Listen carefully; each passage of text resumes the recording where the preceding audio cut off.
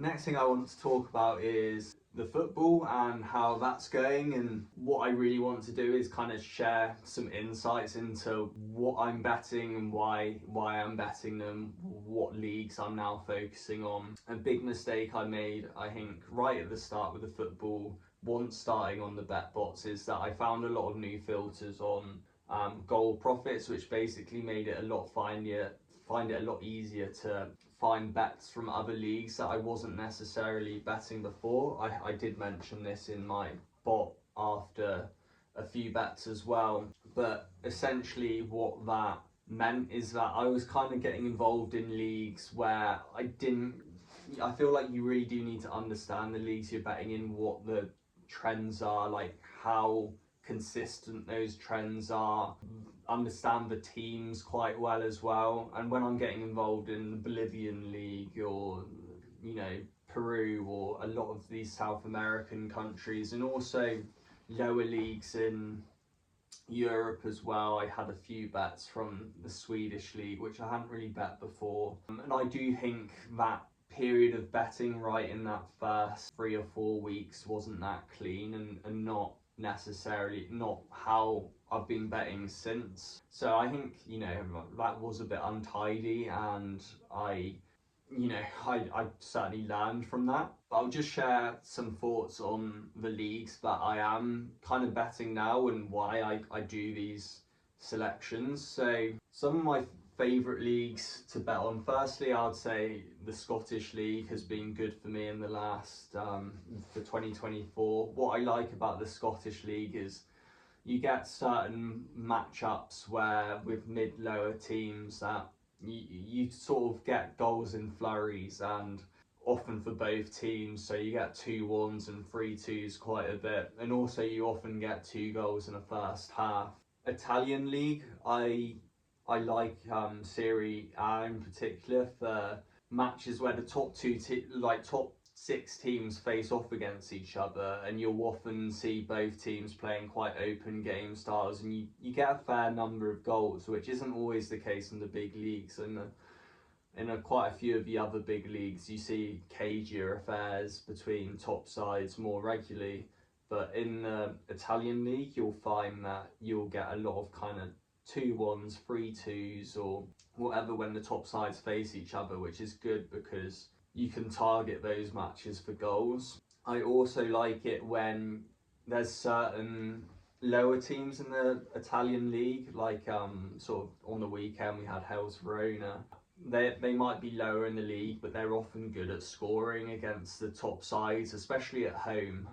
So there are a number of trends where, for example, we did Monza against Milan, and we did Hellas Verona against Roma, where you bet on both teams to score when a lower team in the table plays one of the top 6. And often those Italian teams away, the top Italian teams, they do leak goals still. So I think that is a profitable market. I think the Italian league generally, when the lower sides face each other, you get some more cagey affairs, more low scoring affairs. It's those imbalances in the league which creates value in other matches.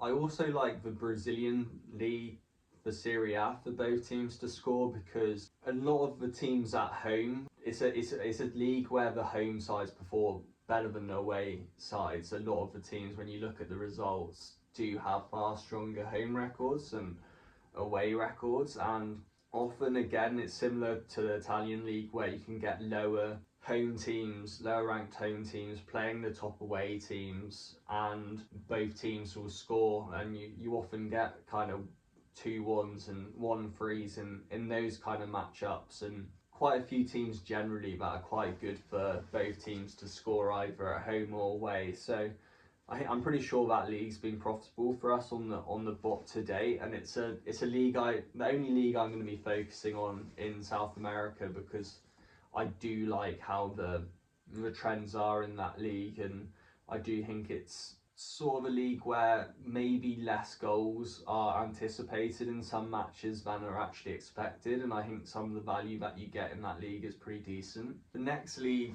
to talk about is the Bundesliga, and the top two German divisions generally, because they can have, in some of the matches, you get sort of 4-3s, 3-2s, a load of goals in a short period of time, especially with the right kind of matchups and stuff. That's a league where you can definitely look at even sort of lines like 3.5 and 3.0 as possible value candidates at bigger odds. And the one thing that is a bit annoying about the German league is that you just occasionally you often find that it's a league with some really random nil-nils, or out of nowhere you'll have teams that have scored 4 goals in their last 3 matches, or on average, and then suddenly it will be a 0-0, and that was the case with Freiburg, Mainz, and you know, it happens in that league a bit more than other leagues, weirdly. But it's one of those leagues where once the first goal goes in, you feel quite confident a few more will fly in, but sometimes it's just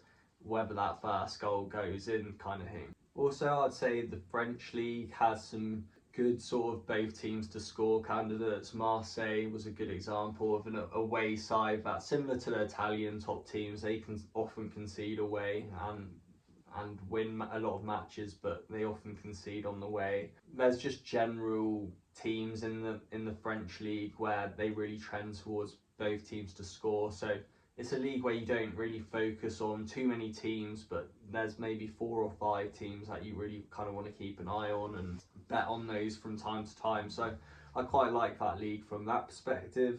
I think the La Liga is a really interesting league, the top Spanish league, because it's one where there's a low amount of goals, but then the odds on the both teams to score often reflect that. You can often get 2.2, 2.3 on certain matches in the Spanish league on both teams to score, and I've actually had a lot better variance on my sort of personal bets away from the bot in that league. But you only need a 1-1 for both teams to score to win, and it's a league where I feel like you can target 1-1 results, or look into the matches where there's a decent probability of a 1-1 happening. And Celta Vigo, Getafe, for example, it lost yesterday, but it was a good example where Celta Vigo had conceded in their last 10 matches at home. Getafe, they don't score a lot away, but against a team like Celta Vigo that often concedes goals, and they often draw. So if Celta Vigo score, then Getafe's chance of an away goal does go up, because a 0-0 isn't so likely.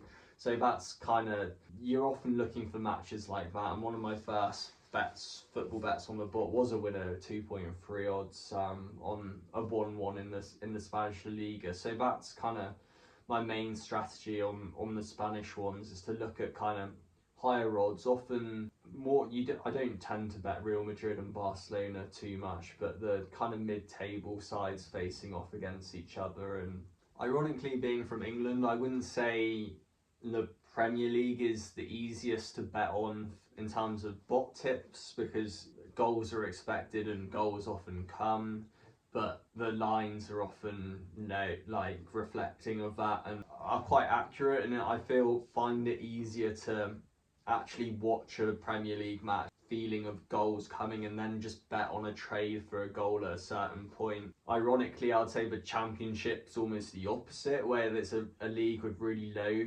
goals, and I find it hard using the data to really find too many value bets pre-match. But if you find some momentum in a match, you might be able to trade for a goal and then get out, but it's not ideal for the bot.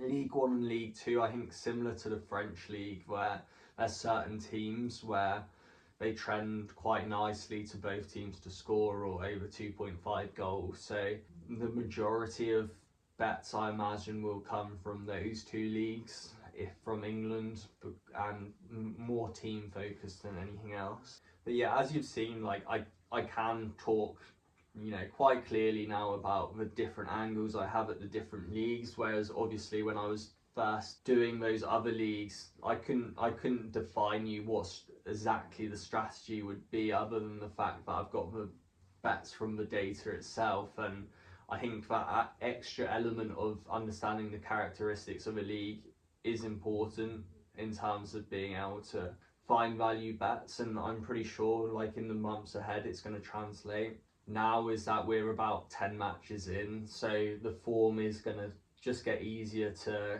kind of read over time now. I don't have to kind of make too many assumptions from last year's data, or that sort of plays a less significant role in terms of my overall selections. Also, with kind of the tennis next year, I feel like the schedules quite dovetail quite nicely, because as I said, if I'm going to be avoiding the US tennis mainly, then March is always a good month for football. Also April, I would say, isn't a great month for betting on tennis, but it's a nice month for football. January could almost, if I don't focus on Australia, then again I can kind of prioritise.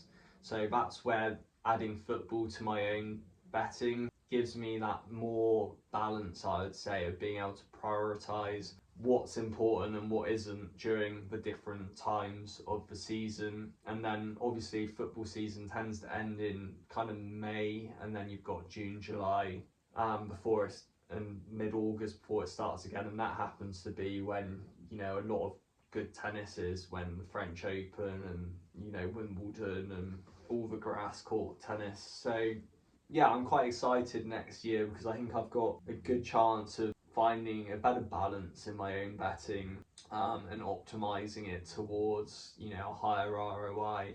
I definitely think this year's been a combination of things for the results that we've got. I really think, you know, I've had, you know, I don't want to keep using the word variance, but it really has been rubbish on the bot. But also I think in the first 3 months of the year I did make too many mistakes in the Australian tennis swing and also the US tennis swing, and yeah, I don't want to. And also that football period at the start where I discussed some of my mistakes just then, and also the US Open. So I have, like, I now am taking accountability for the fact I've had some poor betting periods this year, but it's also one where I feel like I've learned so much, and I'm coming into 2025, or the period even ahead in the next 2 months, with a lot more clarity about exactly what I want to do, and won't be kind of mixing things up from what I'm talking about now. I wouldn't expect. I'm pretty sure of what I need and what I want to do. But what I do find is that these videos are good just for myself as well, to watch back in maybe 3 months and be like, okay, like how closely am I following the lessons I've learned? So, you know, even if everyone else has tuned out by now, then it's still been useful in some way. So cheers guys.